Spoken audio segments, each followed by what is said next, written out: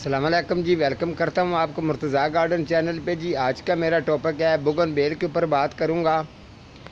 जैसे कि आप समझते हैं बोगनवेल के बारे में मैं आपको बताने वाला हूँ। बोगनवेल ये तैयार किस तरीके होती है, इसका जो फूल हैं उनकी रूटीन क्या होती है। फ़िलहाल तो अभी इसको फूल नहीं लगे, लेकिन लग जाएंगे तो ज़रूर आपको मैं शेयर करवाऊँगा, तो इसके ऊपर दूसरा प्रोग्राम कर दूँगा। लेकिन ये है कि आपको बता दूं कि बोगनवेल आप जब चाहें आप इसको देखभाल के लिए ये रेडी रख सकते हैं। अगर आप देखें, ये अगर नर्सरी पर अगर बोगनवेल आपको फूलों पर नज़र आएगी, दरअसल में ये मार्केट के अंदर तैयार किस तरीके होती है। उसके अलावा आप घर में तैयार करेंगे तो इसकी रूटीन क्या होगी। उसके अलावा अगर आप इसको घर में क्यारी में लगाएंगे या गमले के अंदर लगाएंगे तो ये रूटीन मैं आपको बताता हूँ। अगर नर्सरी पर इसको तैयार करते हैं तो किस तरीके करते हैं। नर्सरी पर इसको तैयार इस तरीके करते हैं कि सबसे पहले इसका एक ग्रीन हाउस बनाया जाता है। ग्रीन हाउस बनाने का भी मैं आपको मकसद बताता हूँ। ठीक है जी। ग्रीन हाउस बनाया जाता है, थोड़ा सा लंबा होता है, यानी कि जिस तरीके 10 फुट का कर लो, 20 फुट का, जितना मुनासिब, जितनी आपने कलम लगानी हो। दरअसल में ग्रीन हाउस के अंदर ये होता है कि इसकी जो मट्टी बनती है, इसकी मट्टी ग्रीन हाउस जब रेडी हो गया होता है उसमें उसके अंदर जो है बालू मट्टी और रेत मिक्स कर लेते हैं। ठीक है। इसके अंदर जो है उसके बाद जो है ना बालू मट्टी और रेत मिक्स करने के बाद क्या तरीका होता है, फिर इसको जितनी इसकी थैलियों में भरनी है या गमलों के अंदर भरनी है, ये पूरा गमले भर लिए या थैलियाँ भर ली, ठीक हो गया।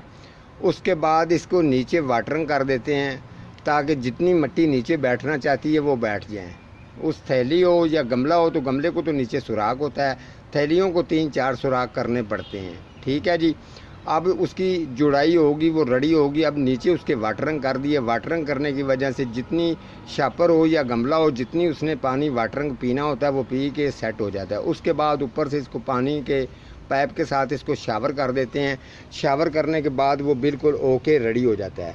बिल्कुल उसको 1 दिन के लिए डिले कर देते हैं। वो शापर उसके जो है ना वो आगे करवा देते हैं। जब ऊपर से सूरज की शवाओं से धूप की रफ्तार जब तेज़ होती है तो मट्टी जो है ना, अब मट्टी से महसूस होता है कि अब ये रेडी है।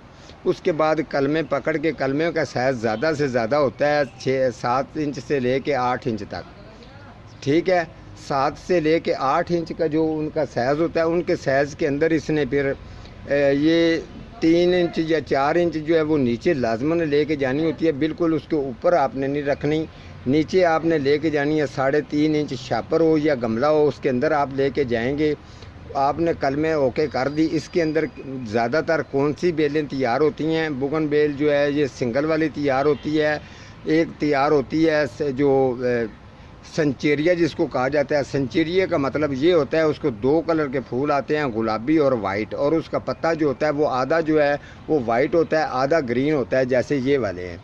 ठीक है। आधा पत्ता उसका ग्रीन होगा, आधा वाइट होगा, जैसे वेरीगेटर, जैसे मनी प्लांट होता है, उसकी लोकेशन इस तरीके की वो उसकी होगी। ठीक है। उसकी अब कलमे लगा के उसको रेडी कर दिया। रेडी करने के बाद ऊपर से उसको पानी का शावर, फिर दोबारा शावर करके इसके शापर जो है ना उसको आगे से बिल्कुल बंद कर दिया। हवा उसको किसी साइड से भी थोड़ी बहुत हवा अंदर ग्रीन हाउस के नहीं जानी चाहिए। जब ऊपर से शापर को पसीना आएगा, पसीना आने की वजह से अंदर थोड़ी सी ग्रीन हाउस के अंदर हीट बन जाती है। हीट बनने की वजह से ये ग्रोथ जो है ना ये जल्दी पकड़ने की कोशिश करती है। ठीक है। अब इसके अंदर ये बालू मट्टी और रेत उन्होंने मिक्स की है। इसके अंदर उन्होंने कोई गोबर खाद, कोई खाद वगैरह फ़िलहाल के लिए नहीं डालनी। ठीक है।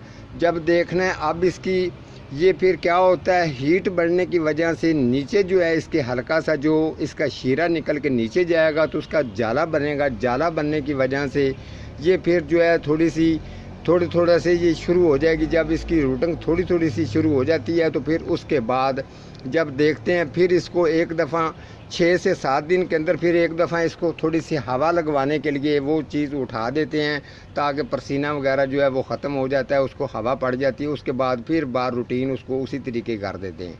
जब ये देखते हैं अब 2-3 इंच की इसकी कंप्लेन निकलना शुरू हो गई हैं, फिर जो है ना इसको ऊपर से पानी का शावर देते हैं और जो है ना छान के गोबर खाद जो है ये छान के सबको बीच में एक बन्ना होता है, बन्ने के ऊपर चल के जाना होता है।